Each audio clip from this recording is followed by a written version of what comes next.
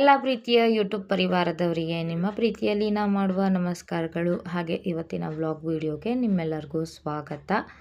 ವಿಡಿಯೋನ ದಯವಿಟ್ಟು ಕೊನೆ ತನಕ ನೋಡಿ. ಇಷ್ಟ ಆಯಿತು ಅಂದರೆ ಚಾನಲ್ನ ಸಬ್ಸ್ಕ್ರೈಬ್ ಮಾಡಿಕೊಂಡು ಸಪೋರ್ಟ್ ಮಾಡಿ. ಬನ್ನಿ ಹಾಗಾದರೆ ವಿಡಿಯೋನ ಮುಂದುವರ್ಸೋಣ. ಇವತ್ತು ಬೆಳಗ್ಗೆ ಎದ್ದೊಳೋದು ಸ್ವಲ್ಪ ಲೇಟ್ ಆಗಿಬಿಟ್ಟಿತ್ತು. 7:30 ಅಷ್ಟೊತ್ತಿಗೆ ಎದ್ದಿದ್ದು ಇವತ್ತು. ಮೊದಲು ಅಡುಗೆನಿಗೆ ರೆಡಿ ಮಾಡ್ಕೊಬಿಡೋಣ, ಯಾಕಂದರೆ ಮನೆಯವರು ಕೆಲಸಕ್ಕೆ ಹೋಗ್ತಾರೆ, ಮಕ್ಕಳೆಲ್ಲ ಸ್ಕೂಲ್ಗೆ ಹೋಗ್ತಾರಲ್ವ. ಹಾಗಾಗಿ ಮೊದಲು ಅನ್ನಕ್ಕೆ ನೀರಿಟ್ಟೆ. ನಮ್ಮನೆಯವರು ಬುಧವಾರ ಸಂತೆಯಿಂದ ಪಾಲಕ್ ಸೊಪ್ಪು ತೊಗೊಬಂದಿದ್ರು. ಪಾಲಕ್ಕು ಬೇಳೆ ಹಾಕಿ ಸಾರು ಮಾಡ್ಕೊಳ್ಳೋಣ ಅಂಥೇಳಿ ಪಾಲಕ್ ಸೊಪ್ಪನ್ನೆಲ್ಲ ಹೆಚ್ಚಿ ತೊಳೆದು ಕುಕ್ಕರಿಗೆ ಹಾಕಿದೆ. ಹೊರ್ಗಡೆ ಸೊಪ್ಪಿನ ಕಡ್ಡಿ ಎಲ್ಲ ಬಿಸಾಕೋಣ ಅಂತ ಬಂದು ನೋಡಿದಾಗ ನಮ್ಮನೆ ಮುಂದೆ ಕುದುರೆ ಹುಲ್ ಮೇಯ್ತಾ ಇತ್ತು. ತುಂಬಾ ಖುಷಿ ಆಯಿತು ಬೆಳಗ್ಗೆ ಕುದುರೆ ನೋಡಿ.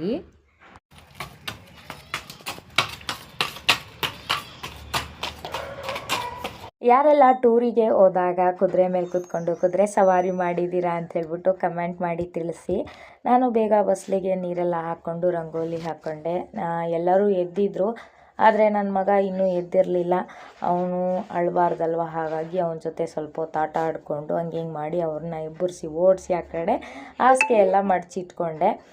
ಬೆಳಗ್ಗೆ ಅಡುಗೆ ಮಾಡೋದು ಸ್ವಲ್ಪ ಲೇಟ್ ಆಯಿತು ಅಂತೇಳಿ ರಾತ್ರಿ ಮಾಡಿದ್ದು ಕುಷ್ಕ ಮತ್ತು ಟಮಾಟೆ ಗೊಜ್ಜಿತ್ತು.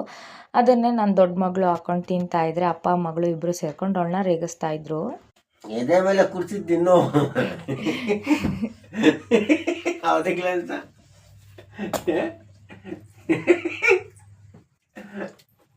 ತಿಂದಾಗೆ ಹಿಂಸೆ ಆಯ್ತು. ಈಗ ಇಲ್ಲಿ ಮುಖ ನೋಡು.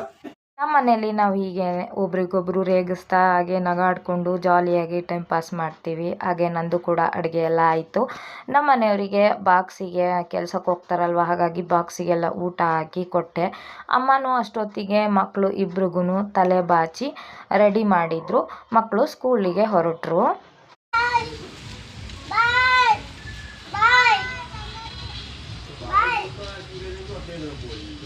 ನಮ್ಮನೆಯವರು ಕೆಲಸಕ್ಕೆ ಹೋಗೋ ಟೈಮ್ನಲ್ಲಿ ಗಾಡಿ ಪಂಚರ್ ಆಯಿತು ಅಂತ ಹೇಳ್ಬಿಟ್ಟು ಪಂಚರ್ ಶಾಪ್ನಲ್ಲಿ ಪಂಚರ್ ಮಾಡಿಸ್ಕೊಂಬಂದರು. ಅಷ್ಟೊತ್ತಿಗೆ ಕೆಲಸಕ್ಕೆ ಲೇಟ್ ಆಯಿತು ಅಂತ ಅವ್ರು ಇವತ್ತು ರಜಾ. ಅಮ್ಮ ಪಾತ್ರೆ ಎಲ್ಲ ತೊಳ್ಕೊಡ್ತಾಯಿದ್ರು. ಹಾಗೆ ರೇಷನಲ್ಲಿ ಕೊಡ್ತಾಯಿದ್ದಾರೆ ಅಂತ ಹೇಳ್ಬಿಟ್ಟು ನಮ್ಮ ಮನೆಯವರು ಅಮ್ಮನ್ನ ಕರ್ಕೊಂಡು ಅಕ್ಕಿನಾರ ತೊಗೊಬರೋಣ, ಅಕ್ಕಿ ಖಾಲಿಯಾಗಿದೆಯಲ್ಲ ಅಂತ ಇಬ್ಬರು ಹೊರಟೋದ್ರು. ಅವರಿಬ್ಬರು ಹೋದ್ಮೇಲೆ ನಾನು ಮನೆಯನ್ನೆಲ್ಲ ಕ್ಲೀನಾಗಿ ಕಸ ಗುಡಿಸ್ಕೊಂಡೆ. ನಮ್ಮನೆಯವರು ಅಮ್ಮನ್ನ ರೇಷನ್ ಹತ್ರ ಲೈನಿಗೆ ನಿಲ್ಲಿಸ್ಬಿಟ್ಟು ಅಲ್ಲಿ 700 ರೂಪಾಯಿಗೆ ಈ ಡ್ರಮ್ನ ತೊಗೊಂಡು ಬಂದಿದ್ದಾರೆ. ತುಂಬ ಗಟ್ಟಿ ಇದೆ ಅಂತ ಹೇಳ್ಬಿಟ್ಟು ನೀರೆಲ್ಲ ತುಂಬ್ಕೊಳಕ್ಕೆ ಬೇಕಾಗತ್ತೆ ಅಂತೇಳಿ ಡ್ರಮ್ ತೊಗೊಬಂದು ಮತ್ತೆ ವಾಪಸ್ ಹೋದರು. ನಾನು ನನ್ನ ಮಗ ಇಬ್ಬರು ತಿಂಡಿ ಮಾಡಿಕೊಂಡು ಸ್ವಲ್ಪ ಆಚೆಗೆ ಬಿಸಿಲು ಬಂದಿತ್ತಲ್ವ, ಹಾಗಾಗಿ ಮಗನ್ನ ಆಟಾಡಕ್ಕೆ ಬಿಟ್ಟು ನಾನು ನನ್ನ ಮಗ ಇಬ್ಬರು ಸ್ವಲ್ಪ ಹೊತ್ತು ಬಿಸಿಲು ಕಾಯಿಸ್ತಾ ಇದ್ವಿ. ಅಷ್ಟೊತ್ತಿಗೆ ನಮ್ಮಮ್ಮನೂ ನಮ್ಮ ಮನೆಯವರು ರೇಷನ್ ಅಕ್ಕಿ ತೊಗೊಂಡು ಬಂದರು. ನಮ್ಮ ಮಗ ಬಂದ್ಬಿಟ್ಟು ನಾನು ಮೂಟೆ ಇಳಿಸ್ತೀನಿ ಅಂಥೇಳಿ ದೊಡ್ಡದಾಗಿ ಹೆಲ್ಪ್ ಮಾಡ್ತೀನಿ ಅಂತ ಹೋದ. ಅದಕ್ಕೆ ನಮ್ಮ ಮನೆಯವರು ಒಂದ್ಸರಿ ನೀನು ತಲೆ ಮೇಲೆಲ್ಲ ಕೈಯಲ್ಲಿ ಹಿಡ್ಕೊಂಡು ನೋಡು ಎಷ್ಟು ಭಾರ ಇದೆ ಅಂತ ಗೊತ್ತಾಗುತ್ತೆ ಅಂದ ತಕ್ಷಣ ಎದ್ರುಕೊಂಡು ಹೊರಟೋಗ್ಬಿಟ್ಟ. ಆಮೇಲೆ ಅಮ್ಮನೂ ಕೆಲಸಕ್ಕೆ ಹೊರಟೋದ್ರು. ಮಧ್ಯಾಹ್ನ ಆಯ್ತಲ್ವ, ಹಾಗಾಗಿ ನಮ್ಮ ಮನೆಯವರು ವೈಟ್ ರೈಸು ಸ್ವಲ್ಪ ಉಳಿದಿತ್ತು ಅಂತ 1-2 ಮೊಟ್ಟೆ ತೊಗೊಂಬಂದ್ಬಿಟ್ಟು ಎಗ್ ರೈಸಿಗೆ ಎಲ್ಲ ರೆಡಿ ಮಾಡ್ಕೊಳ್ತಾ ಇದ್ರು. ನನ್ನ ಮಗ ಹೆಂಗೆ ಆಟ ಆಡ್ತಾ ಇದ್ದಾನೆ ನೋಡಿ.